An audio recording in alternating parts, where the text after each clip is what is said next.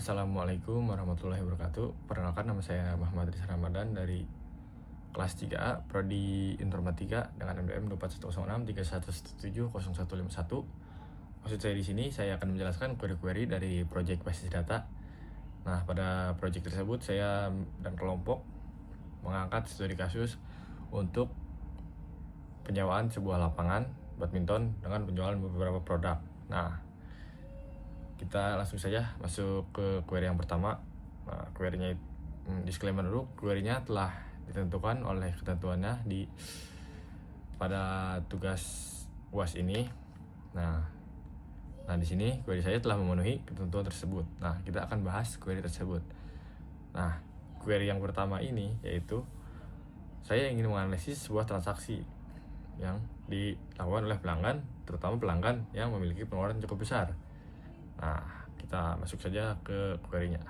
Nah, di sini query-nya telah saya masukkan ya. Pada 4 baris pertama, di sini ada select dasar. Bagian select ini digunakan untuk menentukan kolom apa saja yang ingin ditampilkan nantinya. Nah, di sini ada nama lengkap sebagai pelanggan nantinya. Lalu ada count untuk menghitung total transaksi nantinya. Lalu ada sum, total tagihan. Ini untuk total uang yang dikeluarkan. Lalu ada average, total tagihan. Ini akan menghitung rata-rata pengeluaran per transaksi. Nah, pada select dasar ini akan menunjukkan kombinasi select biasa dan fungsi agregat nanti. Kita masuk ke pelanggan. Ini tahu join antar table. Nah, pada mulai dari from pelanggan P hingga interjoin transaksi T on pelanggan. Nah, ini akan menghubungkan table pelanggan dengan tabel transaksi menggunakan interjoin. Alasannya karena ya saya ingin menampilkan pelanggan yang memiliki transaksi. Nah, relasi antara kedua tabel itu adalah melalui kolom pelanggan ID. Masuk ke penjelasan where. Nah, di where ini adalah dua kondisi di mana akan menampilkan kondisi tertentu. Nah, di sini ada dua kondisi. Yang pertama, berdasarkan status pembayaran. Hanya transaksi yang berstatus lunas lah yang akan dihitung nantinya. Yang kondisi kedua, ada total tagihan lebih dari 10.000. Nah, kedua syarat ini membantu memfilter transaksi yang benar-benar valid nantinya. Setelah where, kita masuk ke group by. Pada group by ini menghitung atau mengelompokkan setiap pelanggan sehingga fungsi-fungsi agregat tadi dapat dihitung per pelanggan, bukan seluruh tabelnya yang ikut dihitung. Masuk ke having. Apa having? Nah, pada having, perintah ini digunakan untuk memfilter hasil pengelompokan. Pada kasus ini hanya pelanggan yang total pengeluarannya di atas 50.000 ya, seperti yang tertulis, yang akan ditampilkan. Terakhir ada order by, total pengeluaran. Nah, pada order by mengurutkan pelanggan berdasarkan total pengeluaran dari yang terbesar hingga yang terkecil, sehingga pelanggan paling banyak mengeluarkan uang atau tagihan muncul di urutan paling atas. Nah, seperti yang akan kita lihat pada outputnya ya. Nah, mungkin bisa dilihat ini tabel-tabel yang ditampilkan sesuai dengan select dasar. Nah, di sini ada yang tertinggi, ada ini bisa dilihat kalau PB Jarum dengan transaksi sekali pengeluarannya 300.000. Nah, rata-rata tagihannya seperti ini. Nah, mungkin seperti itu pada query yang pertama.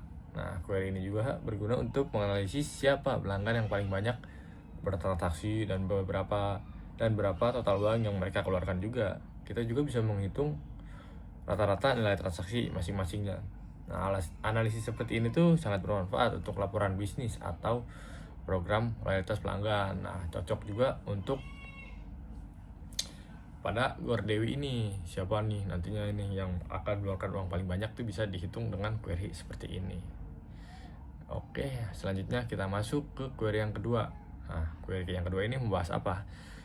Yaitu pada query yang ini kita menganalisis penjualan produk berdasarkan kategori ya. Tujuannya untuk mengetahui produk apa saja yang terjual, berapa jumlahnya, serta kisaran subtotal terkecil dan terbesar.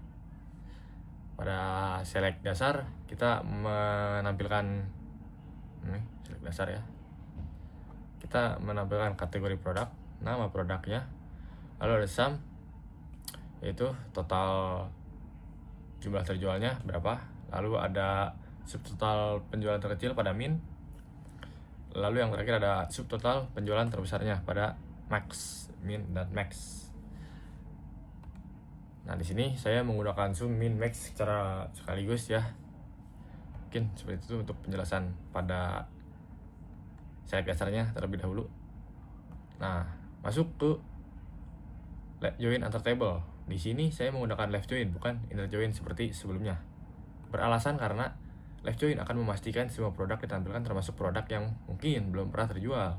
Jika menggunakan inner join, produk yang belum ada di detail produk tidak akan muncul nantinya. Nah, masuk ke where ya, pengkondisian. Di sini ada dua kondisi where. Yang pertama ada kategori produk yang menggunakan huruf N, ada minuman, makanan. Contohnya pada produk N ya, nanti bisa muncul. Lalu pada harga produk 3.000 hingga sampai 30.000.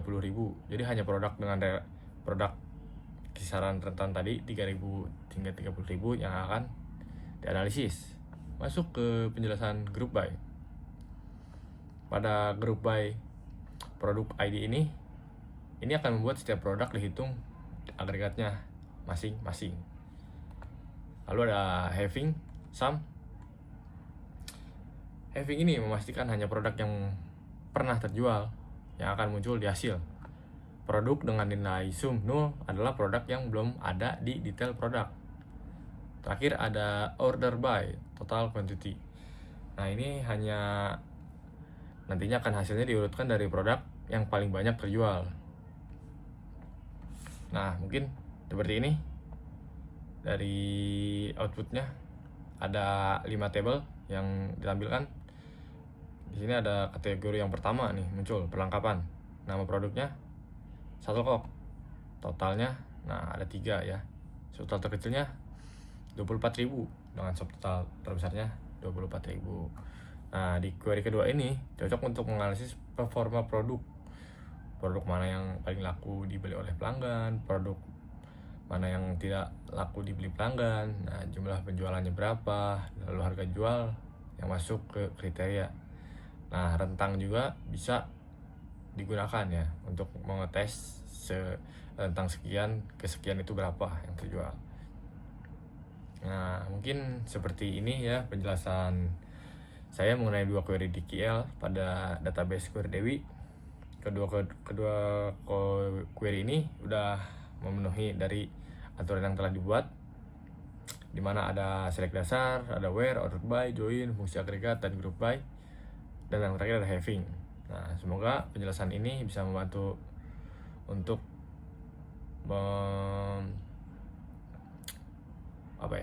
memenuhi syarat ujian akhir semester praktikum basis data. Kurang lebihnya mohon maaf. Wabillahi taufiq wal hidayah. Wassalamualaikum warahmatullahi wabarakatuh.